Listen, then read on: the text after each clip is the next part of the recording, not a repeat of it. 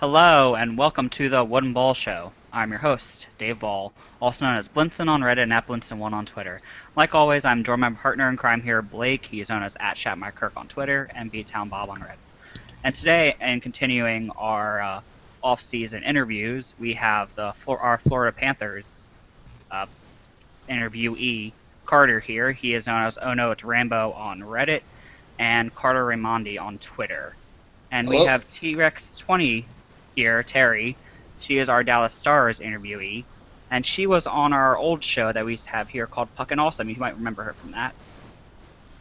Oh, How you all doing? Can't complain. Doing pretty good for Saturday. Yeah, I'm Hey, fine. that's good. How you doing, Blake? What they said. Very talkative today. Yeah. Not much happened in the world of the NHL this week, so we're just gonna head right into the interviews. So without further ado, I guess we start right on the Panthers interview. Are you ready, Carter? I indeed am. All right, here we go. So, Okay, wait. what? Hang on. So, Dave, you tweeted me about 3 hours ago or so, wondering what I can tell you about Chris Porter. Did something happen Right. there? Yes, we signed Chris Porter, but he will most likely be on the Phantoms this year. Yeah.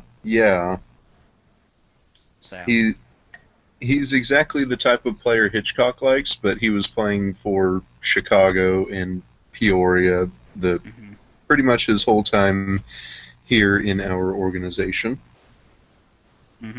So, is there anything special about him that I need to know for the Phantoms at least? Because I'm a season ticket holder up here, so I will probably get to see him a lot. No. Nothing special. Oh yay!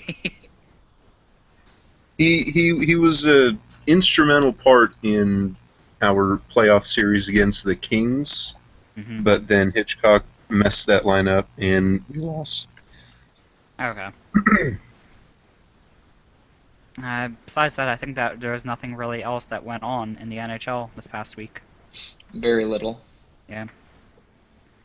Now, without further ado, let's get started on our Panthers interview. So, the first thing first, we kind of want to ask you to give an overview of what happened with your season so far.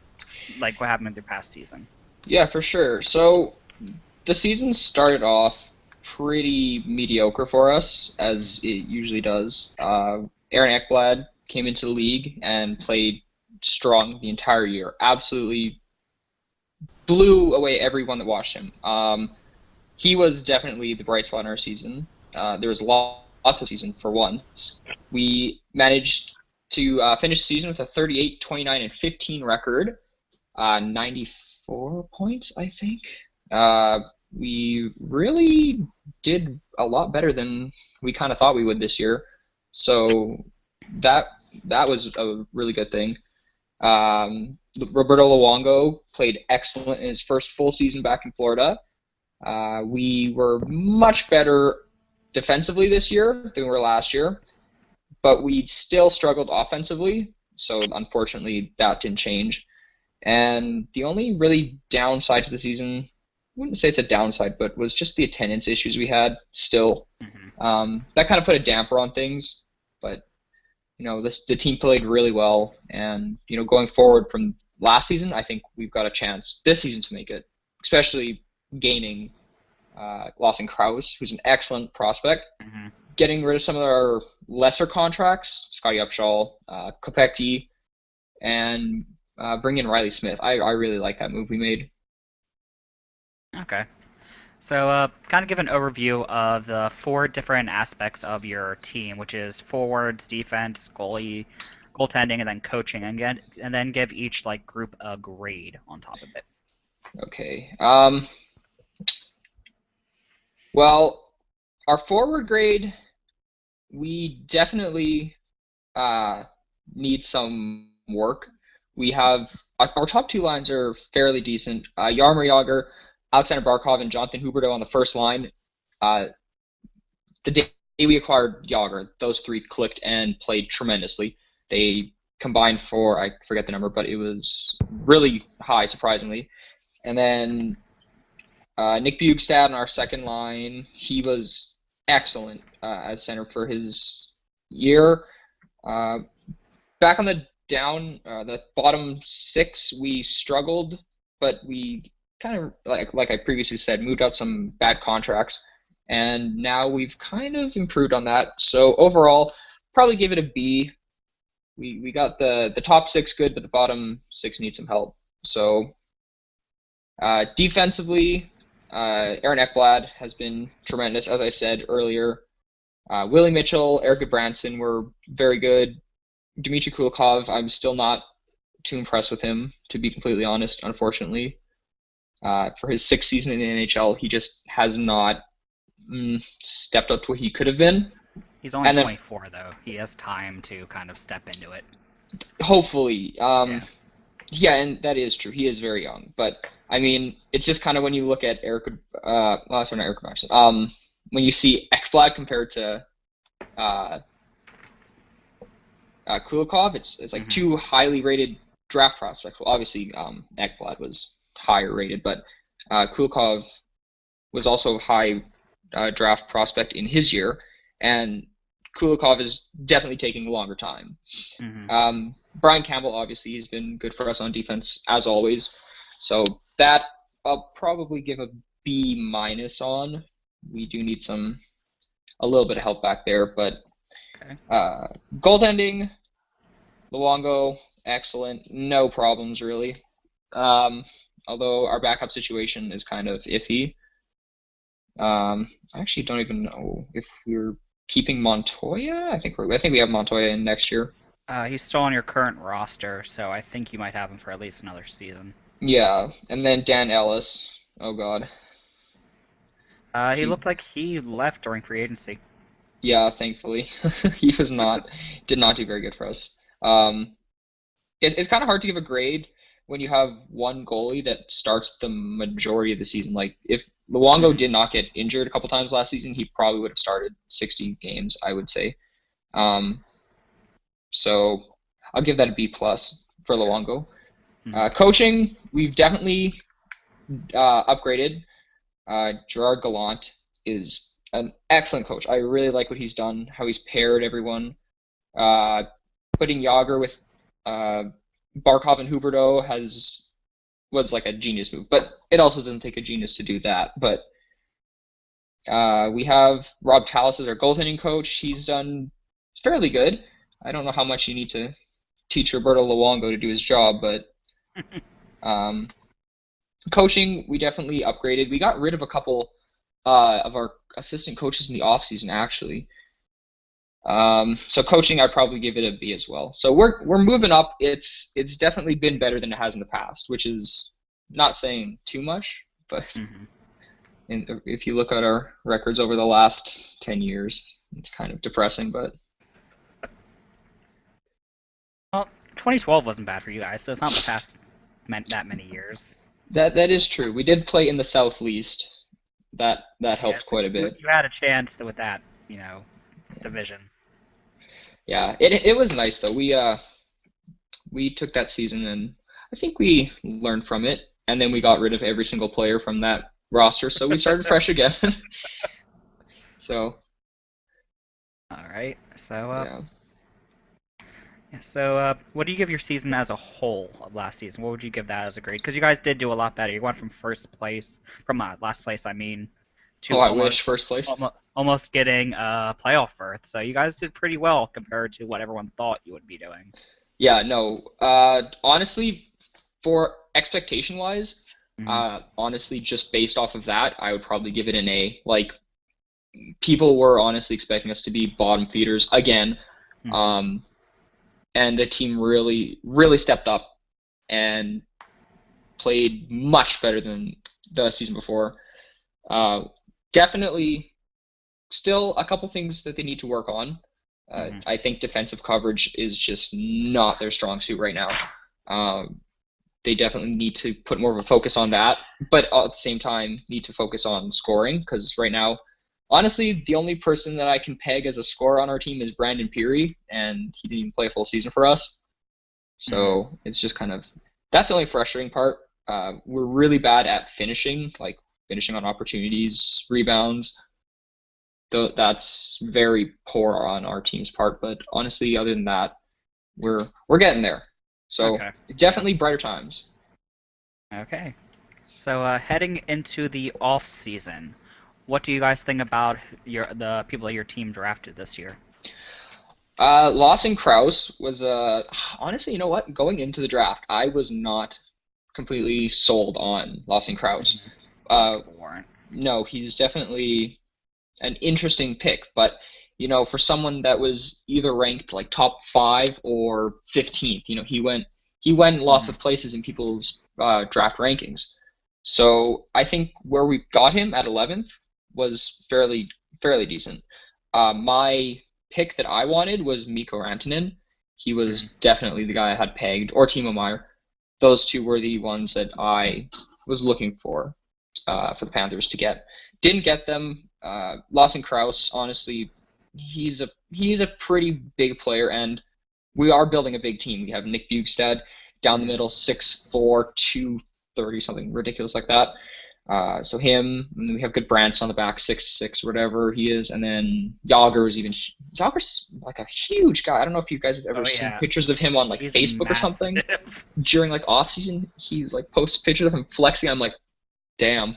Yeah, he is a big guy. Yeah, definitely. So we're getting big players, but it's nice because then it complements the smaller players. We have Peary, who's like he's like 5'10", I think, or something, and then we have 5'6" Rocco Grimaldi, the little engine that could.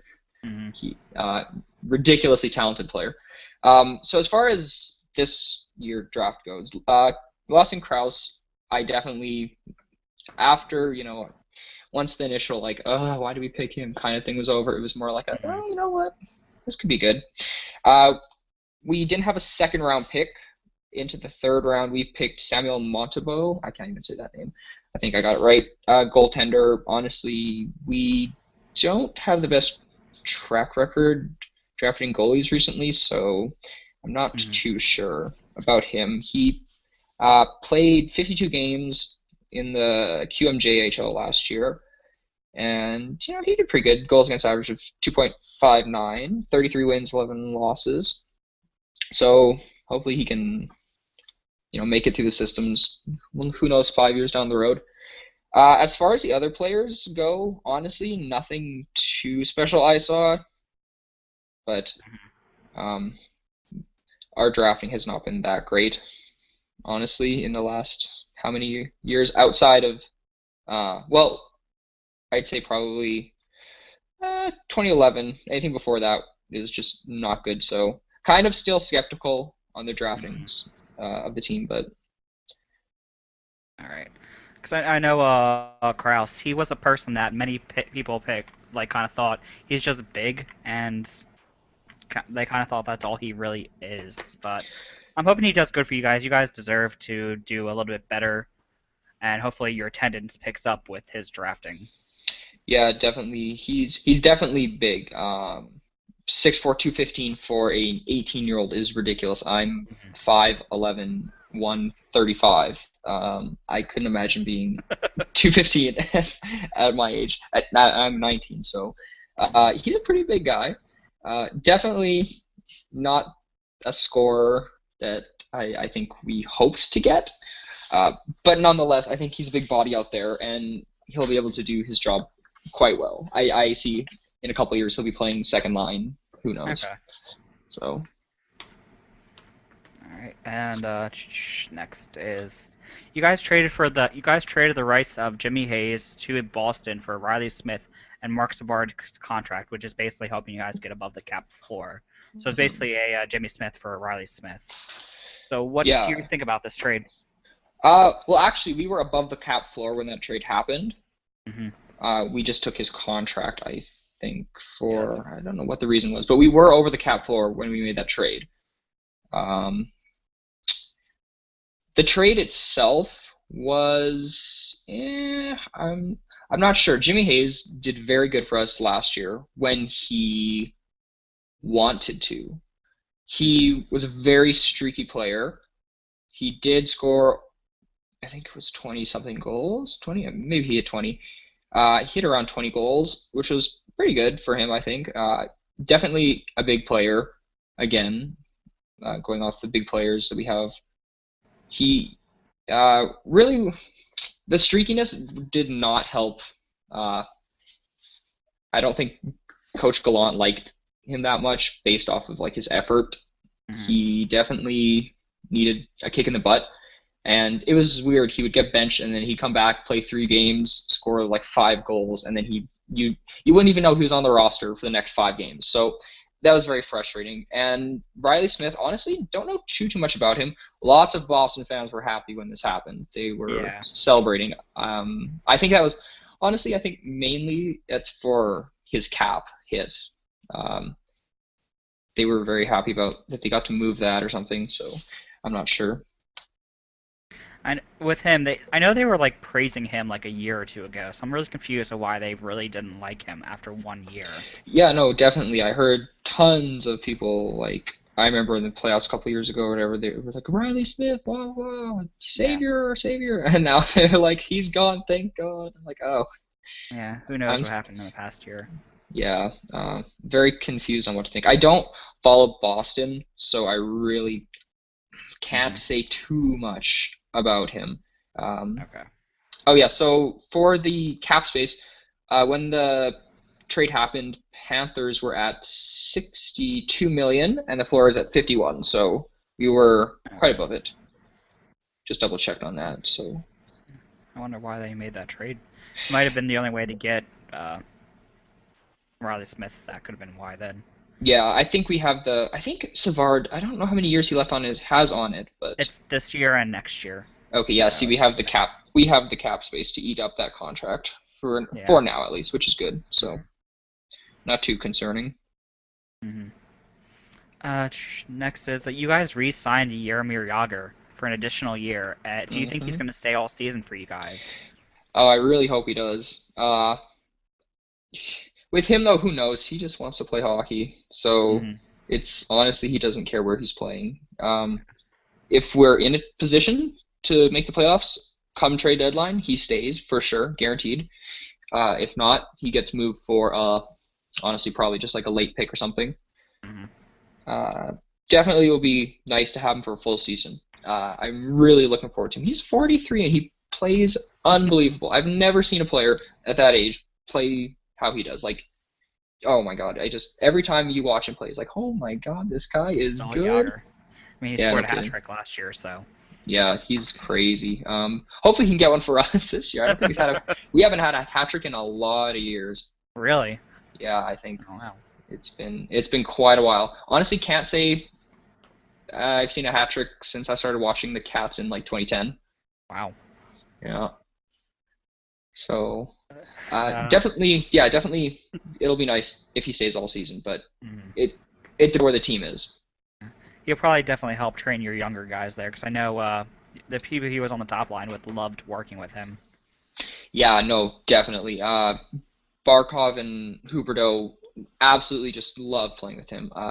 Definitely a good mentor for them, and I know Barkov is just like huge on him. Like Barkov is a man of very few words and emotions, but I know after interviews and stuff, he would talk very highly of Jagr and how he's helped him. And I know he did a interview in Finnish on some Finnish hockey site or something, just talking about Jagr and how he's helped him so much already just from the short time he's there. And I know they'll be training together, so that'll help too. Because if Barkov could train like Jagr does, that would be a pretty big help. All right. Looking into your RFAs, Jonathan Huberdeau is still an RFA and unsigned. How long do you think it'll be until he is signed, and what do you think the contract will look like? Well, he honestly should have been signed by now. I'm not worried, but it's just kind of frustrating because even the Panthers, like, kind of media beat writers, everything, I asked a couple of them about probably 3 weeks ago. I'm like, when do you think Huberdeau's going to get signed? They say, oh, probably a week. And it's 3 weeks later, and no updates or anything on it. So that's getting a little just annoying now. I just want to get him signed. I'm thinking it's going to be 4 years, 4 million, something in that range. I don't know if we'll sign him for like a big 6 year or something. I don't think he's definitely a good player, but he hasn't proved himself to be the number 3 overall draft pick yet. Mhm. I can't say that for certain that he's earned that status. But yeah, I think 4 years, 4 million, something around there, maybe 4.3, 4.5 most. Do you guys know? Do you know if arbitration has been kind of talked about for this at least yet? I don't believe so. I haven't heard any updates on it. I'm pretty sure it hasn't gone to arbitration yet. If it did go to arbitration, I mean, that's not the worst thing, but It could hurt a young player's confidence if they go to arbitration. That's the thing. yeah, that is true. I think the Panthers really want to get him signed, but like honestly, I just don't understand what's taking so long. Like no one's really, I don't think anyone really knows at this point except for Huberdeau and his agent, but because there really has not been much talk about it. Okay. Looking at you have guys have like three UFAs kind of leaving the team: Scotty Upshaw, Thomas Kopetsky, and then Brad Boyes. Do you think any of them will be re-signed at all?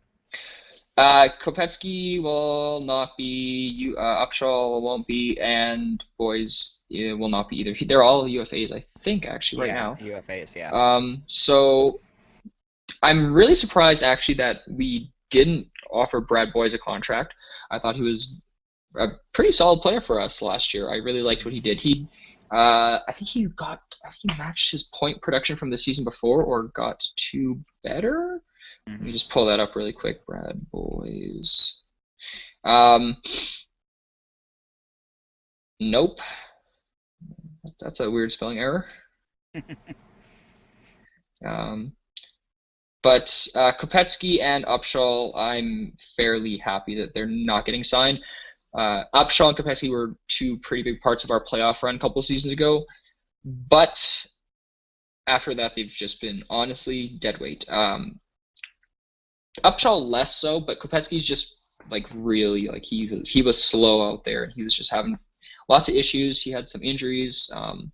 Yeah, so Brad Boyes 2013-14 had 36 points, 2014-15 had 38. So gained 2, played 78 games full season. Yeah, it kind of weirded me out why we didn't sign him, but I guess management wants to maybe bring up a younger player, someone in our somewhere in our depth. So we'll see what happens with that. Okay. You guys didn't really do much this offseason, making one trade basically and then signing a bunch of small name players. Do you have any thoughts on this kind of situation that happened with your team there? Yeah, it's kind of a two-way street, this one. We definitely made progress last season, so you don't want to mess that up. You don't want to make a big splash if you think the team is going to take another step forward. Players are another year older. We got Yager for a full season. Kraus, even, he could step up and play. I don't know if he's going to be in our roster. I had him pegged in their third line just because I really like the guy now. But at the same time, you think if we're close, you kind of, that fan instinct in you is like, oh, we need a big name player. We need a scorer. We need Phil Kessel. I really wanted Phil Kessel. I was huge on that. Not many other people were. I don't know why. But so you don't want to mess with what you have, but at the same time you think, well, if we could just add a little more, maybe we could get there. I guess Dale Town thinks Riley Smith is going to maybe be an upgrade, help us there. And then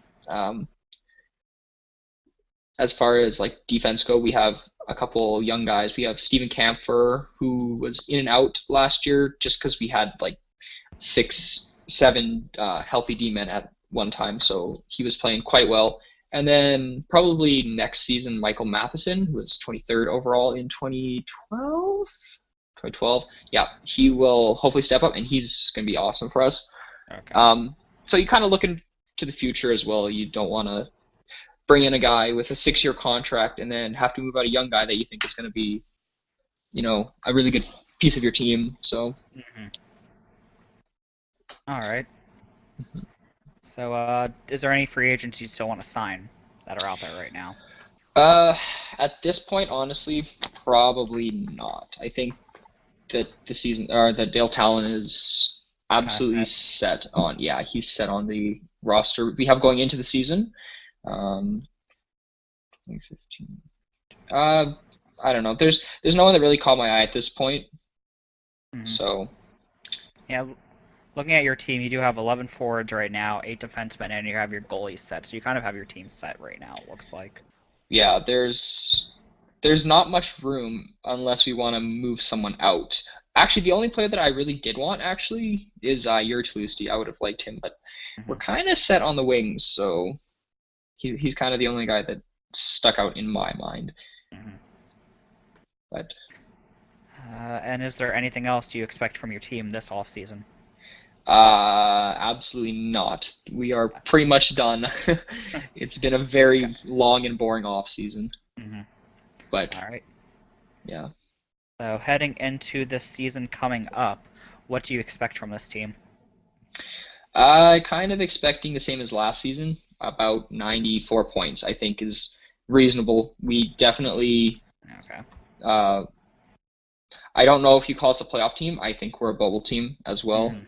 Um, the inner fan inside of you wants to say, "Oh yeah, playoffs," but realistically, are we there yet? It's debatable, definitely debatable. So getting close. I think if we can match what we did last season, maybe get a couple wins extra, we could be in the playoffs. 94 points in other seasons is a playoff team, so Mhm.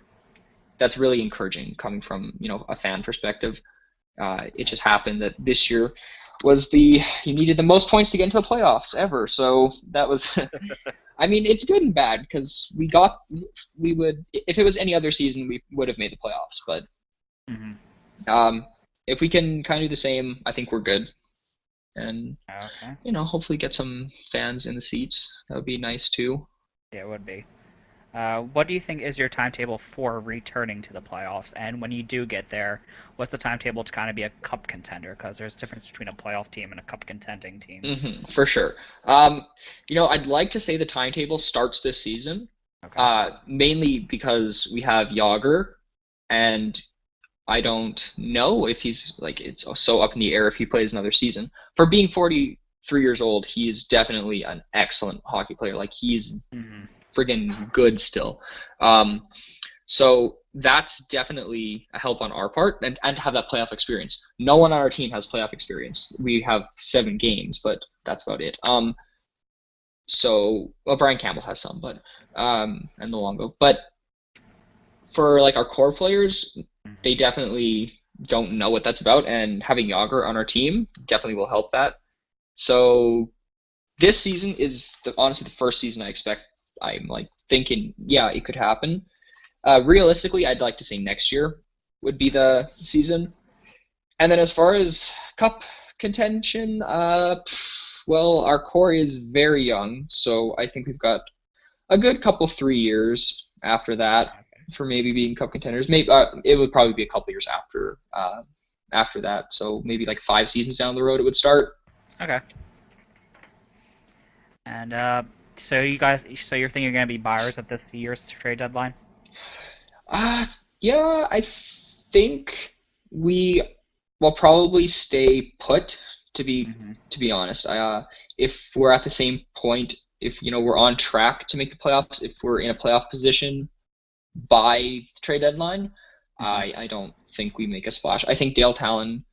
I don't know if making when he was with Chicago, I can't really recall any like big name players he brought in on the trade deadline.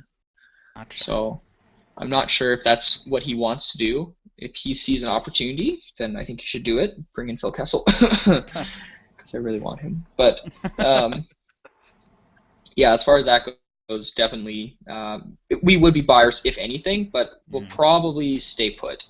Dale All right. Talon is he does not like to make the rash decisions. He's definitely a more wait and see kind of guy. Okay. So that is everything I have for you. Blake, did you have any questions you wanted to ask? Nope. Nope. Okay. So thank you for the interview. I hope you liked it. Hope you had fun. Yeah, no worries, for sure. Mhm. Thanks for having me on, you guys. Yeah. And now I will turn it over to Blake and Terry for their interview. And that Panthers interview was a quick one too. The time is now 2:36 Central Time. That one only lasted around a half hour, though I have to say I don't believe this one would last as long. It might last longer. But we'll now begin that one there. So to set the scene for this past season, the season before, the Dallas Stars had made a push to the playoffs. They earned that playoff spot.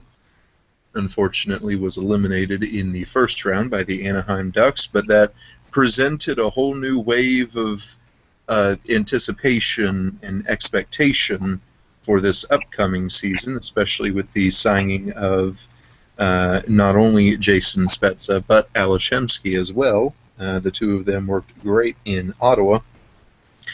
But of course, however, the expectations for the season and all the hype, it appeared to just, fall flat.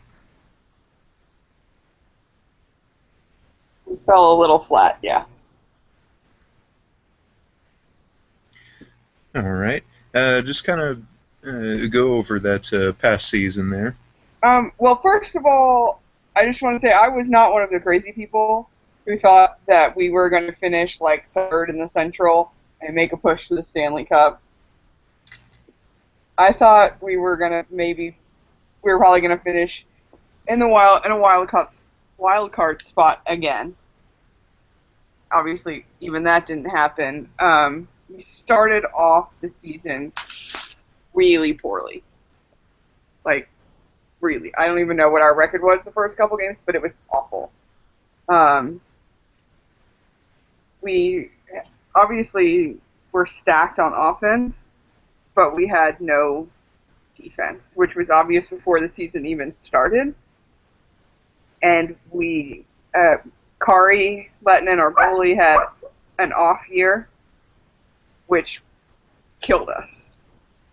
And so we missed the playoffs. We scored a lot of goals, though. Excuse me. And that brings us into the unit breakdown. As you mentioned there a couple times, the dynamic offense being one of the, perhaps the main bright spot of the Dallas Stars last season. The duo of Jamie Benn and Tyler Seguin just clicked and got a lot of pucks in the net. Spezza and Hemsky were decent, especially playing with each other. So it appears the issue from the season before offensively is improving, at least. There's more secondary scoring going on. Yeah, and that should get... So, our defense was good, but there was... our offense was good, but there was definitely a drop-off once you take Tyler Seguin and Jamie Benn out of the mix. But we had Spezza, who did well. Hemsky, slightly underwhelming, but hopefully having his hip surgery will help, and he did get better as the season went on. So, I don't know, I think we kind of addressed it this offseason with adding Sharp, but our offense was either spectacular at the top and then just okay at the bottom. So there was a drop-off, but we scored the second most goals in the NHL. We were second behind, I think, Tampa.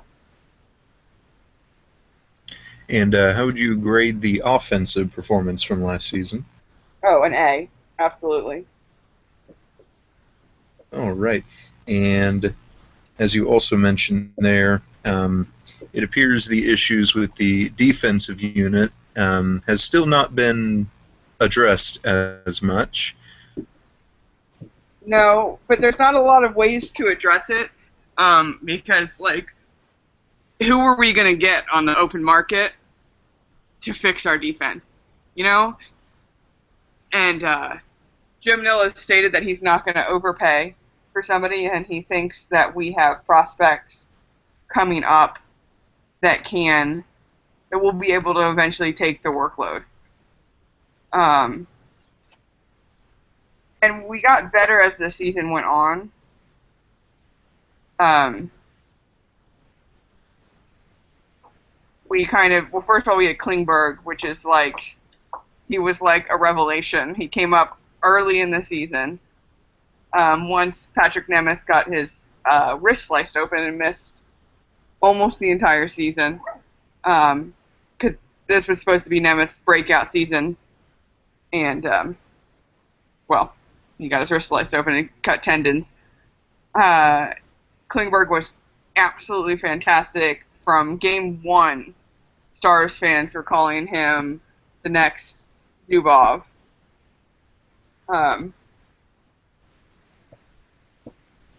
We'll see. I think he might take a small step back, but he seems like he's got the stuff. We got Demers in exchange in a trade, and he did really well. He and Jordy Ben kind of clicked in the second half of the season. Jordy gets shit on a lot by Stars fans. He's kind of the scapegoat for the defense. When the defense screws up, it must have been Jordy's fault. The issue with us is we don't have that top pair. We have really, if we had a top pair, then you'd look at our defense and be like, oh, you've got great depth. But we don't have that top pair. All we have is the depth, so you kind of get screwed over there. But hopefully that will be addressed in the next couple of years through our prospect system, which is fantastic. And up until this season, or this off season, of course, but we'll get more in depth on that in a moment. When I thought the Dallas Stars defense, I thought Trevor Daley and Alex Goligoski. How were they this past season? Alex Goligoski is good. He's put in a tough position that he's expected to be the number one guy, and he's not that. You know, he would be a great second pairing guy, but he's given number one guy minutes. And I think he had a better season. I haven't looked at the numbers for him, but I think he had a better season than he did the season before. Trevor Daley is a bit of a enigma. He statistically, and if you look at the advanced stats, absolutely the worst defender on the Stars. I mean, just terrible at everything.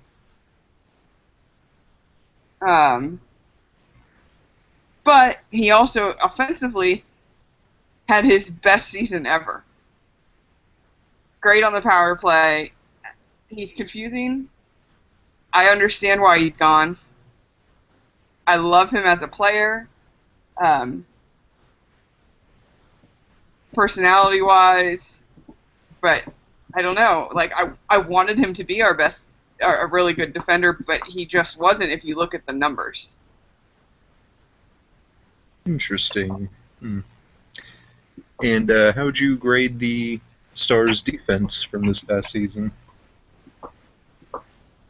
I would probably give it a C. For being as young as it is, we did well. For being an NHL defense, we did awful. And moving between the pipes now, the Stars' goaltending has seen a number of players in the backup spot. Of course, Kari Lehtinen, once again, the number one goaltender through most of the season.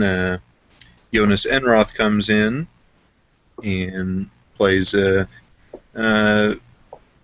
backup role there for the latter part of the season. Talk about the Stars' goaltending. It was pretty awful. Kari, the year before, is the reason we made the playoffs. He saved us in a lot of situations. He definitely had an off year, combined with terrible defense is basically a recipe for disaster. Although it has recently come to light that because we didn't have a backup we could trust, he played through a lot of injuries and a lot of fatigue, which will hopefully be remedied this year. But not when you have a weak defensive team, you need to have absolutely stellar goaltending, and we certainly did not have that this year. To the point where a lot of Stars fans were demanding Kari be traded, which I never understood that, because I don't know where you're going to trade the goalie with a $5 million cap hit for a mystery goalie that's going to save our defense. So, but hopefully, I would give him, if I had to grade Kari, a B minus probably. If I had to grade our backups, a D would probably be generous. All right. Now the Stars goalie situation there, it intrigues me because what's been happening. Let me look up something here. What's been happening was Kari Lehtinen, he's now 31, so perhaps he's kind of starting to go past his prime. I believe that's usually when it is for goaltenders, and it seems to me that most of the fans and perhaps even the management they're kind of starting to notice that, but the management they know that it's perhaps happening, but they kind of really don't want to do anything about it. Talk about the intriguing situation there. I don't find it intriguing. I find it more torturous. Well, yeah. I don't know that he's past his prime. I find it interesting that we're now finding out that Lindy Ruff is now saying that he played Kari through a lot of injuries, which it was surprising to me this year. I remember thinking this year, well, he hasn't gotten injured at all, because in the past he has had injury problems. He's a very acrobatic goalie, and he's had issues with injury in his groin and such. So I fully believe that he has maybe injury issues contributed to his off season. And I think it's interesting with goalies. We're so quick when a goalie has one bad season to say, oh, they're done. Get another goalie. They're never going to be good again, as opposed to any other player where you give them a little leeway, like, oh, well, they were off this year. I think I'd like to see how he plays this year and how he does in a tandem this year, because that's not his normal situation, and it's always been said that he plays better when he plays more. So I'd like to see one more season before I say, okay, he's past his prime. It's time to do away and get a new goalie. The age thing when it comes to goaltenders, it's one of the most baffling things to me in terms of how fans would perceive it, because it seems to be a case-by-case basis there. We'll get more to this in a moment, but to use as an example, the Stars sign or trade for they acquired Antti Niemi in the draft, and he is also 31. However, I swear to you, one of the biggest things I was hearing was, oh, why did the Stars sign him? He's too old, but he's also 31. Yeah, and that doesn't make any sense. We didn't sign him to, like, an 8-year contract. Like, it's not like we're going to have him until he's, 50. And I would think that being a goalie, and I would have to look up the stats for how goalies, the statistics as they age, but I would think that they would be able to age a little better than on-ice players, because they're not getting hit all the time. It's a little less physically grueling, or rather it's physically grueling in a different way. And they take so long to develop, like a ridiculously long time to develop, that you'd think then their decline would also come later. All right. And how would you grade the Stars' goaltending from this past season? A C probably for Kari, C plus, B minus. Yeah, C plus, B minus, and a D for our backups, all of them. All right. And lastly, we move behind the bench now with head coach Lindy Ruff in the Stars coaching staff. I like Lindy. I think he's a really good coach. He's not afraid to juggle lines. He's not afraid to scratch players when he feels like they haven't been maybe pulling their weight or they need a break. He's protective of them, but he's also not afraid to say, in the post-game scrum, listen, this guy didn't do it for us tonight, and that's not acceptable. So, I would give Lindy probably a B plus. All right. And that concludes the look back at last season and the unit breakdown. We now move into the off season, and first we begin on the topic of player transactions, either trades or free agent signings, additions or subtractions in the free agency market. And first we begin with a big trade that occurred. The Stars send to the Chicago Blackhawks Trevor Daley and Ryan Garbutt, and in return receive Patrick Sharp. That was fantastic. First of all, I am so glad that Ryan Garbutt is gone. That was like my number one goal for the offseason. Please trade Ryan Garbutt. It's not that he's not skilled. It's that his skill doesn't outweigh his idiocy in being dirty and making it just unbelievably poor decisions. I don't want a goon on the team. I don't want a dirty player on my team. We have a great pass in Antoine Roussel, who does a pretty good job of towing the line. We don't need Garbutt. So that was great. Daley, I've already said I know why Daley is gone. As far as like a roster player and just his personality, I'll certainly miss him. He's been with the Stars for a really long time, and now Jamie Benn is the longest tenured Star, which absolutely blows my mind and makes me feel really old. But getting Sharp is just fantastic. It bolsters our depth on offense a little more. We don't have this big drop off from having a top line.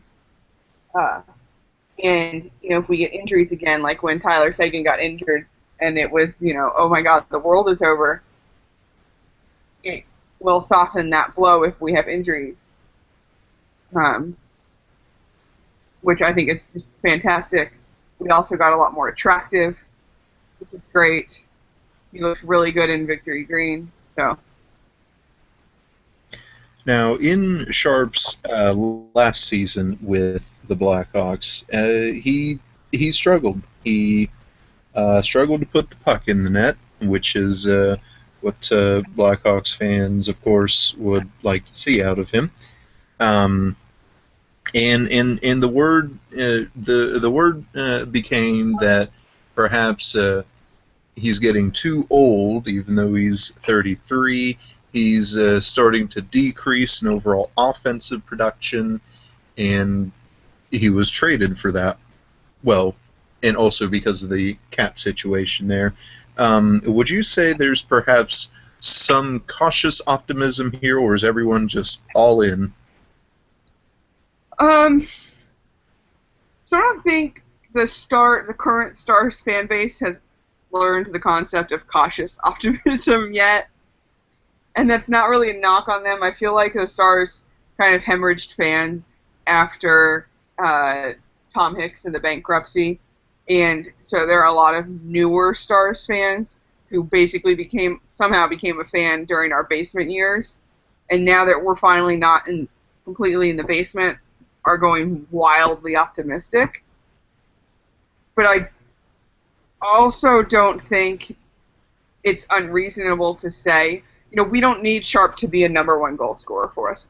We have two of them. Okay, Benny agrees. Sorry. We have two number one goal scorers. We need Sharp to bolster our offensive scoring and maybe be able to take a role where he would step up if somebody got hurt. And I don't think it's unrealistic to expect that from him, even at 33. All right. Now, I could choose one of two segues here into another transaction, and I'll choose this one first. Sharp, of course, keeps his number 10 in Dallas with the departure of former Oilers captain Sean Horkoff to the Anaheim Ducks. Your thoughts on that? I wish Stars would stop going to the Ducks, but other than that, again, I like Horkoff, but I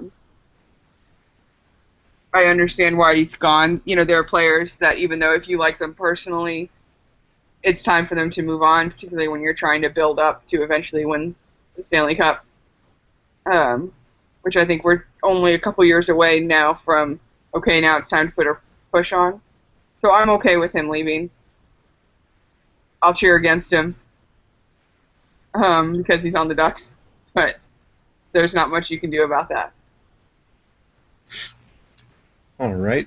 And the other segue, not only do the Stars bring in Patrick Sharp, but a teammate of his as well, also signing defenseman Johnny Oduya.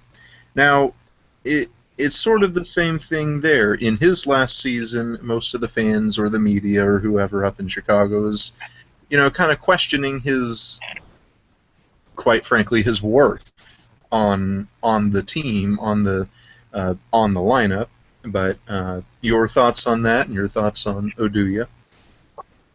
I don't think Oduya is like our savior for defense, but I think he'll help a lot as far as, from what I've read on him, he'd be a good second or third pairing D-man. And he's got experience, which I realize that's one of those intangibles that hockey Twitter people hate. But the fact is that we have a lot of young defenders. We'll probably have even more young defenders called up, throughout the season.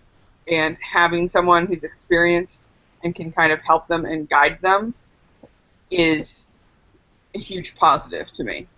Somebody will stay calm in certain situations and be like, hey, and can say after the game, hey, I've been in that situation before and this is the right thing to do. I think that's a big help. All right. And, of course, Oduya, since I mentioned Sharp's number, he will wear the number 47, and that was last worn by Aaron Downey in 2004. That from the NHL Jersey Numbers Twitter account, in case anyone was wondering that. And more moves at the goaltender spot. As we mentioned, the Dallas Stars acquire Antti Niemi from the San Jose Sharks, former Stanley Cup champion with the Blackhawks as well. Talk about getting Niemi. I don't know what to think. It scares me that we have $10 million tied up in two goalies. It scares me that it's been said time and again that Kari is the type of goalie who, when he plays plays better when he's played a lot. But at the same time, we needed to do something to bolster our goaltending. We can't keep having Kari plays 75 games a season, which is an exaggeration, but not by much.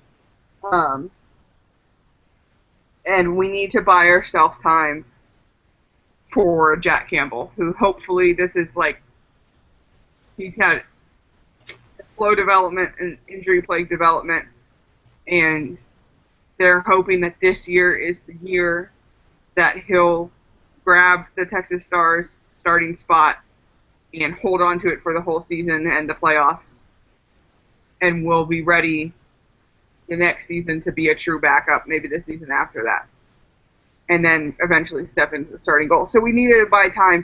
We have like 18 goalie prospects, so we had to buy time to get them ready, and hopefully Kari and Antti in a tandem will be consistent enough that we don't have to worry about it so much. Because this past season it was an absolute crapshoot, as opposed to, or as you didn't have confidence, particularly when we had a backup starting, and it was like, oh great, I guess we're writing this game off. Now, do you see the potential for a 1A 1B type goalie situation there? Yes, for sure. And I hope that's what happens. I feel like that would probably be the best case scenario, because I feel like at this point, I don't know. I want either that to happen, or I want Kari to solidly get the starting spot. All right. And as we move ahead into the waning moments of the off season, do you anticipate to see any more player transactions? No. And Jim and Ella have said, unless something absolutely spectacular comes along, he's done. All right. And that brings us to the NHL entry draft. The Dallas Stars, with the 12th overall pick, selected Denis Gurianov, a right wing. Talk about getting Gurianov and how the Stars did in the rest of the draft. Well, I'll fully admit that until we actually draft a player, I don't know anything about prospects, other than like McDavid and Eichel. It's pretty much where my prospect knowledge ends, as far as people who haven't even been drafted yet. From what I read, people were a little confused. He wasn't expected to go this high, but a lot of that could have been a lot of teams are still afraid to draft Russians, especially a Russian who actively is playing in the KHL. But I guess he has a really good upside. He's 6'3". He's young. He's only 18, and he made his KHL debut as a 17-year-old. They are. He's going to be in North America to play in a tournament. I think this month he'll be in Canada, so I think they'll get to see him a little more up close and have more conversations, and hopefully it won't be a crazy long development period. I mean, I feel like if you're already playing in the KHL, then maybe you'll have, which he didn't play a lot in the KHL. He only played a couple games. So I'm hoping he'll have maybe a little bit more games in the KHL, and it's not as huge of a jump to the NHL as if he were playing, in the USHL or the Q. And then we also, in the second round, we, I don't know if his first name is Roop or Rupe. We drafted a Finn. Hints. In the second round, another forward. And I think they're going to try to bring him over here. I believe that's what I heard, to the AHL. He played in the Finnish Elite League last season. We also drafted a giant in the 4th round, an American defenseman, Chris Martinet. He is 6'7". Really, really skinny. He's 6'7" and only weighs 198 pounds, but apparently he's already putting on weight. That's going to be interesting. Because if he does develop and he makes it to the NHL, 6'7", he'll be a hell of a presence on the ice. Oh, yes. And how would you grade the Stars' performance at the draft? I don't know. I feel like it's a little disingenuous to give a grade when the prospects haven't even gotten to play a season as a prospect yet. I think we did okay. I would probably give us a B. I don't think we made any, like, disastrous moves. Seems alright to me. That first part was a good answer, by the way. I like that. And we now preview into the next season, and we'll talk about the Central Division, in which the Stars finished with a 41, 31, and 10 record, next to last, 92 overall points, and to play to the strength of the Central Division, every team finished with at least 90 points.